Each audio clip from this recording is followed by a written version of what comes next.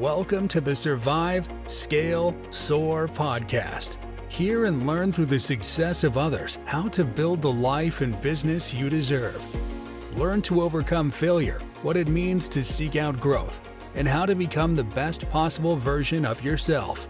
And now, here's your host, coach, entrepreneur, husband and father, and author of the #1 best-selling book, Survive, Scale, Soar, Jeremy Williams. And welcome back to the Survive, Scale, Soar podcast. I'm your host, Jeremy.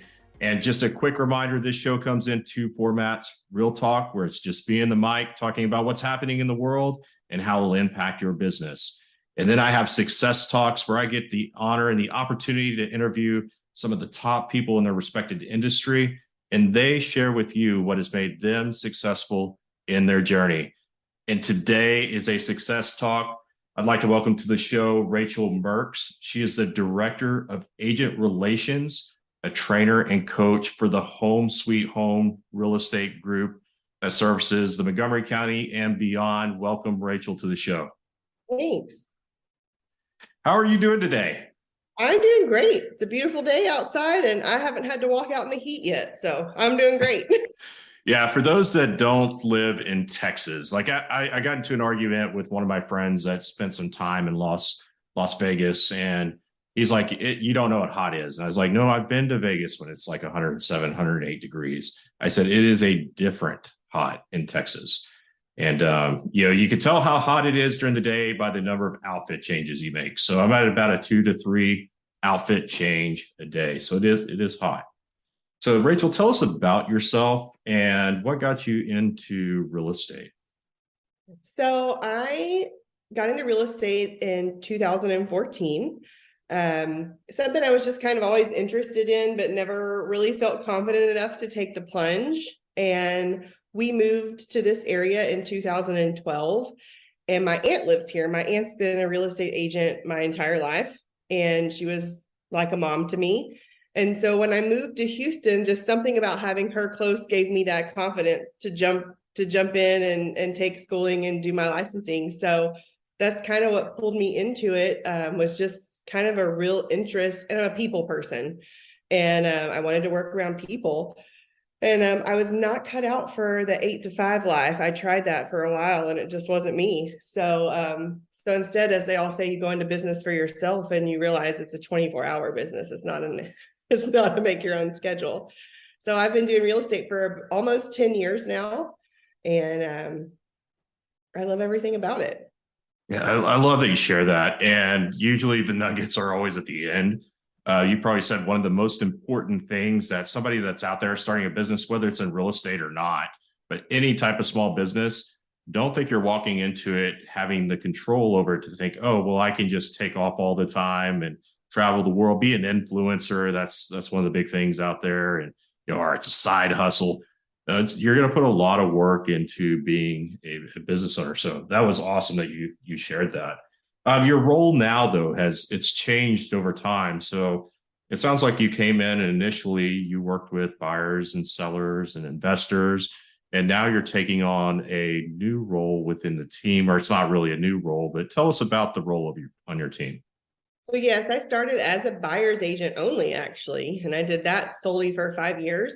Then I started to transition to the listing side, and then about a year into that was when my broker, Katie, opened Home Sweet Home Real Estate Group, and she came to me and said, I think that we need to have someone in place to kind of train and mentor agents, make sure they're familiar with our processes, and to make sure that they have someone they can go to 24/7 and ask questions and get help. And she said, before I hire that position, how do you feel about it? Well, the funny thing is I was already doing it. We had about 10 agents in our office, and Katie was so busy with the production of the actual company and putting everything into place that most of the time they didn't want to bother her. So they just came to me. So I was kind of already doing that anyways, helping agents and answering questions and things. And I thought, sure, why not make it an official role? So I've been doing that since 2020. And it's amazing. I mean, because we have a group of over 30 agents now.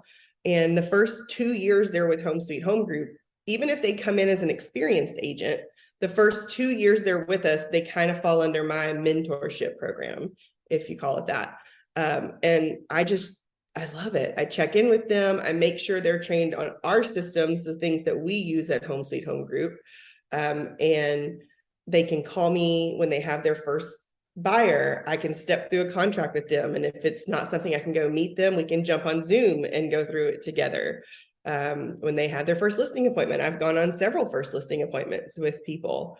So yeah, it's a training, but it's also like a mentorship as well, where they feel like they have that experience walking hand in hand with them. And I feel like it helps their clients feel more confident if it's their first transaction. Yes, that's great because, Rachel, I coach a lot of people that are on teams or have been on teams. And I believe what that gives is like some consistency. It builds that culture of the team.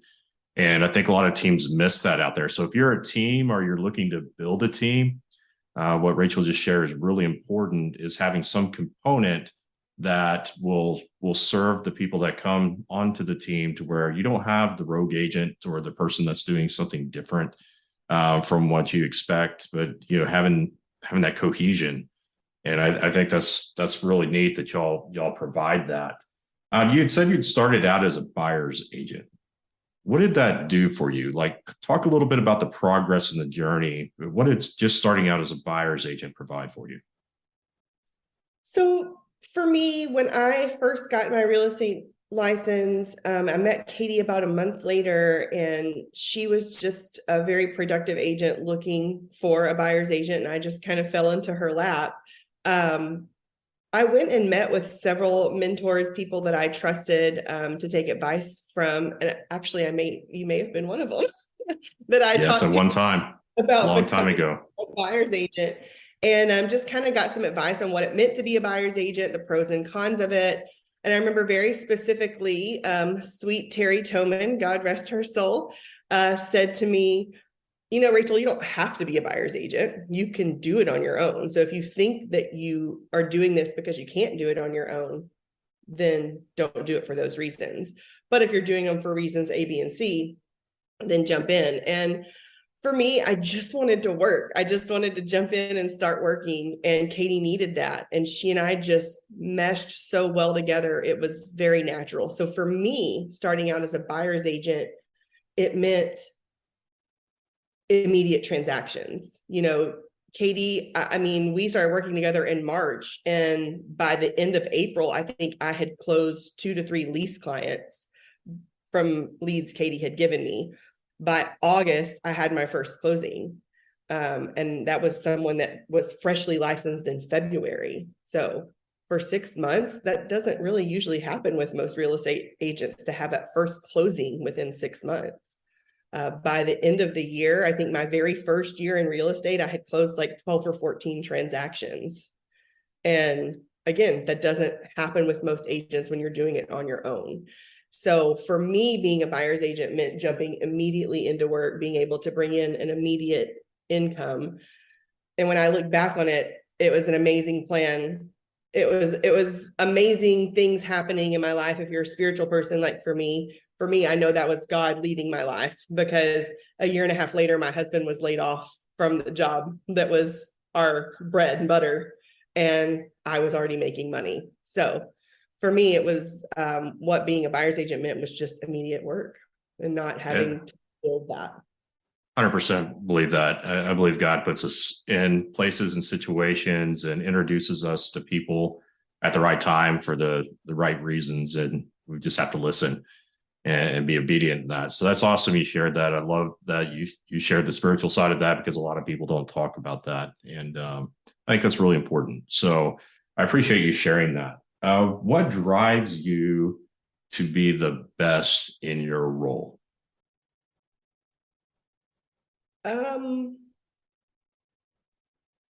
My upbringing. I know that sounds crazy, but my dad is a huge influence in my life. My dad is an amazing person. And he instilled a value in me at a young age that you commit to something, you stick to something, you keep your word, and you treat people the best that you can treat people. And I think that's what really drives me. We're in a cruel world sometimes, and there's a lot of I feel like we get a lot of bad things said about our industry sometimes because people are like, oh, real estate agents are just out to make money. But for me, that's not what it's about. It's really about helping people and keeping my word. But the drive that for me comes, my sister and I always joke, people say WWJD, what would Jesus do? We always say WWTD, what would Tiger do? My dad's name is Tiger. And that's driven so many decisions in my life. But yeah, I mean, I just had a really great upbringing and a dad that really drove me to be a really good person. And that's what drives everything I do. My helping nature, my business nature, any good part of me comes from him. Yeah, and I think that's one thing business owners need to understand. You shared a really good point there. It's money is not a bad thing. Money is a tool. It flows freely. It comes in and it comes out. It's the love of money that can get you in trouble. And if business owners would understand that money comes from all the things you said, the upbringing, being a servant to your clients, making sure they get their things, you're going to get yours. And so it's just a byproduct of all those things that you said that are really important, that help people. And so if you're a business owner out there today, Rachel she just did a masterclass on how doing the right things can help you earn a lot of money. All right. Awesome. So what is the biggest challenge that you face, whether in your current role or just in the industry in general? What is the biggest challenge you face and how did you overcome it? I feel like every file is a challenge. But honestly, when I think about what was kind of a very impactful, challenging moment for my career, about 3 years ago, I had a file. I was the listing agent. It was probably one of my first listings I had taken on, or in the first year I started doing listings. And it is just one of those files where you think everything's going smoothly and then boom, one thing after another happens. And when it came down to it, we had extended almost 3 months with the same buyer. They still couldn't get their financing in order. My seller was already moved to another state. They were ready to move on with their lives. And it just was very challenging for them. It was and they had been as patient as they could. And the buyer agent had stopped responding to us. And so we had to my sellers just said, we just have to terminate. We're past our closing date. We're not getting anything from them. We need to terminate. And so great, we go to our termination, we go to our contract, and our contract lays out all these specifications for us, right? If this, then this, if this, then this. But what I learned 3 years ago was, sure, our contract says that, but nothing in that contract is enforceable without an attorney involved. And that was very hard for me to get past because I'm a fixer, right? I want to make everything okay for everybody. And the fact that we couldn't get a buyer who was clearly in default to sign a release of earnest money. And my seller sitting here going, well, that's not fair to me. I'm way past when I should have closed this home. And they're looking at me going, what do we do? And the only thing I can say to them is, you're going to have to call an attorney. That was a huge defining moment in my career for me. I lost a lot of faith in my career for a few months. I shed a lot of tears because I'm really getting there with my clients. They're my people. And it was very challenging for me to know that I couldn't fix it and that I didn't have the confidence going forward to sit down with a seller and say, okay, this is what the contract says. And if the buyer doesn't do this, then you're protected. Because are they?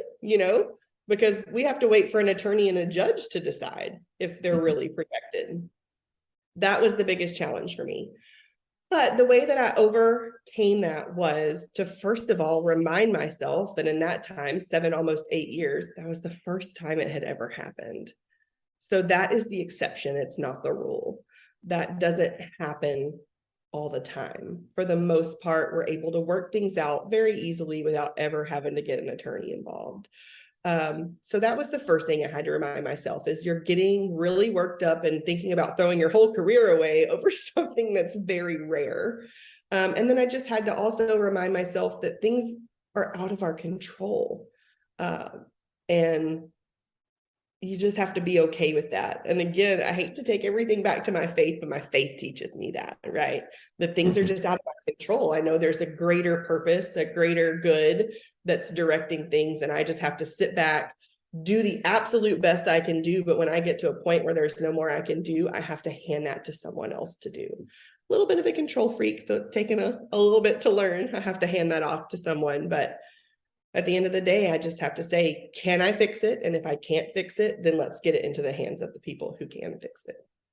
Yeah, I had one of those transactions in my career. It's like one that, was legendary, went all the way to the Texas Supreme Court. And it's one of those situations where once you realize that, and you said it, once you realize you can't control everything, especially in a real estate transaction, there's so many moving parts and so many people that come in and out of those transactions from all sides, and you can't control. Everybody has to kind of control the decisions that they make. And so it gets easier when you realize, okay, well, I can control the things I can control, and everything else, like you said, I just have to give it to the person that can take care of it. So that's great advice. That's great advice. And it leads right into my next question is, if somebody is considering a career in real estate, like, what are some of the things they should think about before making that jump? So I meet with a lot of people who say to me, I'm thinking about getting into real estate. And they call me before they've ever taken the first class, and I say, let's go have lunch or coffee and let's talk about it. I'm honest. I'm not going to sugarcoat anything for you. I'm not talking anybody into it. Matter of fact, what I say normally talks you out of it. But I think one big thing people have to remember, and you said this a few moments ago, was this is not easy money. I think that's a huge misconception. Oh, it's just easy money. I'll just stick a sign in the yard and sell some houses. It's hard work. It's not a hobby. It's not a side gig. Even people who do this dual career, I don't even like to call it a part-time agent. There's no such thing as a part-time agent. If you're doing this in another job, you're doing two careers at once. So what I like to tell people is, you are going to work the hardest you've ever worked in the first 2 to 3 years of this career. And if you're able to do that, if you're able to shut everything else out and work so hard in your first 2 to 3 years, you can be really successful. And you can get to a point where there's things you can say no to. I say no every day. There are things I have to say no to. But for 2 to 3 years, I couldn't, because for 2 to 3 years, I didn't have my experience or my work ethic to go. I mean, not my work ethic. I didn't have my experience or my transaction history to go off of. I only had my work ethic. I only had the fact that if someone needed to see a house, boom, I could go right then. If someone needed to talk at 9:00 at night, boom, I could talk right then. That's all I had to establish myself. So I tell every agent that's thinking about getting into it, you have to be okay with saying no to everything besides real estate for 2 to 3 years. And then if you can do that, you will get to a point where you can say no when somebody needs you to jump. Yeah, that's great advice. I was in a recruiting role for many years and recruited a lot of people. And I took the same approach. I didn't necessarily want everybody to join. So, because I know it's not for everybody, not everybody's cut for it. I'm not saying that you can't learn the skills to be good at it. Like you said, it takes time and it takes commitment. It's going to take some sacrifice. And I remember going into Champion School of Real Estate. That was like one of the places I'd always go. I'd take lunch and talk to the agents. And I said to the room, I said, 80% of y'all in this room will not be in the industry in 6 months. And that was a real statistic that was supported by NAR. I got kicked out of the school for 6 months for sharing the truth, yet it needed to be heard. You don't think about all the ramifications when you make that decision to jump into a business like this, especially if you're looking like for the next paycheck, because it takes 30, 60, 90 days to, even if you got something day one, for it to close. And so it takes time, it takes investment, it takes sacrifice. It's not a quick money making scheme. It's a business. And I also, when I talk to people, I don't want them to come dumb down the industry. Like, I want you to come in and be a professional. And these are the requirements of being a professional. And if you can't do those, maybe it's just not the right fit for you, and that's okay. It's not the right fit for everybody. So I think you set some really good expectations there. I think you also have to have a support system. And I'm not saying you can't do it without one. I know there's people in this world that don't have a support system. And it's just, they just have to understand if they don't, it's a harder climb. But it's really hard to work this job and be able to jump and go if you have kids. I was very fortunate that when I started my career, I didn't have children yet. It was just me and my husband. And I was fortunate that my husband's job was paying all the bills. So I could just dive in and really kind of focus in on real estate and build my business. And I know not everyone has that much of a support system, but even having people that are just willing to support you, willing to cheer you on, willing to share your name, willing to keep a kid if necessary, things like that are so important, and having a support system. And if you don't have a support system, what's even more important is finding a place to work that can be that support system for you. Yeah, 100% true. When I was selling, we had young kids, and my wife worked full time. So, having kids and daycare, and we had to build a support system. We got to know a lot of other families that were willing to take our kids or get them to places, and we'd switch off, and you figure out a way to make it work. It is a tougher road to try to go on your own. You're 100% right with that, and I think that's great too, to find that place that gives you the support. What does customer service mean to you when you're talking to the agents that join the Home Sweet Home real estate group? Like, what's customer service? So for us, customer service is, and for me personally, always treating your client with the utmost kindness and respect. And for the most part, we have really great clients, but you've probably had those challenging clients in your career that do everything they can to bring out your bad side. But we tell our agents, you have to treat people with the utmost kindness and respect, because at the end of the day, at the end of the transaction, the only thing people remember is how you treated them. 10 years from now, they're not going to remember how the deal was negotiated and how much money you got them off and how many repairs you got covered for them, or how much over asking price their house brought. 10 years from now, people's memory of you are going to be how you made them feel. And if you made them feel like they were important, like their concerns mattered, like they were valid and how they were feeling, that's what people remember. And that's what builds your business. That's what keeps people coming back to you and referring their friends and family to you. They're going to remember how you made them feel. So we just tell them, make them feel important, make them important, not just make them feel it, make them important. If they're calling you in reasonable hours, answer the phone. If you can't answer immediately, get back to them in a timely manner. If they're sending you a text, answer the text. If they're asking you to provide them something, get it over to them. Don't say, hey, I'll get that right to you, and 3 days later, they haven't heard from you. So for us, customer service is just about making people as important as they should. This is a huge thing. I know we buy and sell houses every day. So as real estate agents, sometimes the feel of it gets taken out, and it's just a transaction to us. But to most people, they buy and sell maybe 3 to 4 houses in their entire lifetime. And this is a huge transaction for them. And it's typically emotional. As much as we say, let's keep it business, buying and selling a house, unless it's an investment property, is typically emotional. There's a lot of emotions going on. There's a lot of it money exchanging hands that people work really hard for.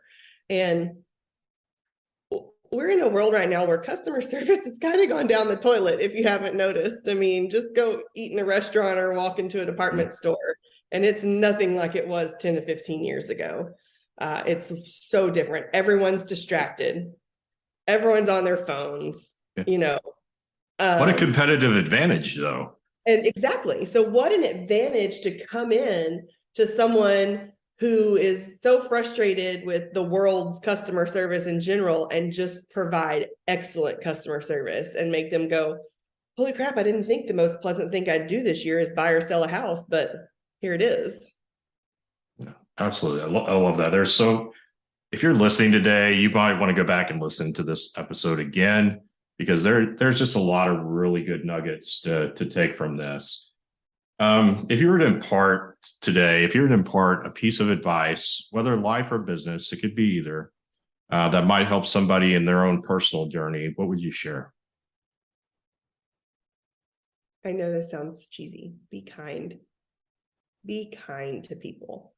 We are in times I never thought we would see or live in. And kindness is what we need more than anything. And it's hard. Listen, I am as guilty as anybody else. I have 2 kids. I have a full-time career. I have a husband. I'm in the middle of a move myself right now. And I definitely can snap, snap, snap, go, go, go, and just never say please or thank you. There are days that happens. But in business, in life, in relationships, in anything, if you can just be kind to people and try to just understand, you don't know what anyone else is going through.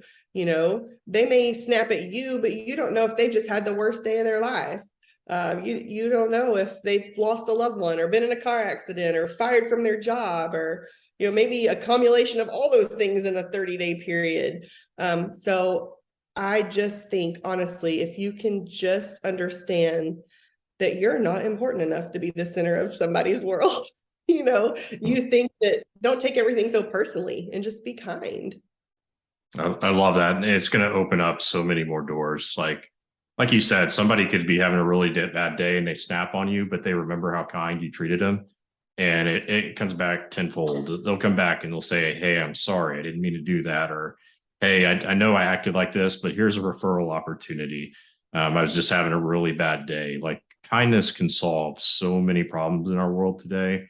We're obviously a very, very divided country right now, and social media, you can easily go down the rabbit holes, and it gets everybody pent up. So they're looking for a place to release that, and sometimes it could be on us in the industry, right? And so the best way to counteract that and fight back against that is just be kind. Even when it feels like it might not be the time to be kind. So I love that. So tell me about the Home Sweet Home group, and why would somebody want to give you a call and maybe learn more about joining your team? Oh gosh, I could have talked the whole hour for that. I'm the Home Sweet Home group's #1 fan. I feel like what sets us apart is we do really function a lot like a team, even though we are brokerage, even though every agent that works at Home Sweet Home is their own individual agent. We have a very team mentality. And I think anyone in our office would tell you that. I don't know, there's no one that's not ever willing to jump in and help. So when someone comes to us as a brand new agent, or maybe they're an agent and they've been somewhere else to 6 to 8 months and they're going, this is not working for me, and then they come talk to us and they say, well, maybe this will work. And they switch over to our group and they go, oh my gosh, this is a night and day difference. They feel like they're being supported. They feel like they're just more productive. I mean, we've had agents come to us that have been in the business 2 years and have sold 5 to 6 houses a year. And their first year with us, they sell 14 houses. It's just a support system. It's just that team mentality. And let me tell you, there's no better broker to work for than Katie Cooper. I mean, you've talked to her. She is genuinely one of the greatest people I have ever met in my life. She does not have a selfish bone in her body. She will do anything for anyone. She's willing to solve any problem. She'll get in the trenches with you, she'll just get down in there. I've never had a moment I've called her panicked that she's panicked. She's like, okay, let's talk about this, and she brings it back down to center. And everything she's designed and set up for Home Sweet Home Group is in the betterment of her agents. So you just don't have a lot of brokers that are like that. Most brokers, you have to have a business mind, and Katie does have a great business mind. But everything she designs business-wise is designed to put production into the pockets of her agents. So she sets it up with, how do I make them more productive? What can I provide my agents to make them more successful? And you just don't find that. I don't talk to many other people that are like, oh, my broker is just trying to put money in my pocket. But I truly believe that that's who Katie Cooper is to the core. So yeah, it's important that, brokers be leaders. And there's a lot of brokers out there, but very few leaders, and leaders that truly care about their agents. And, having been on the side of growing some large offices, the biggest reason people leave is they don't feel like you care. As soon as that happens, you can't win them back. And I've known Katie for a long time, and I know that she's worked very hard at that and does a very good job at that.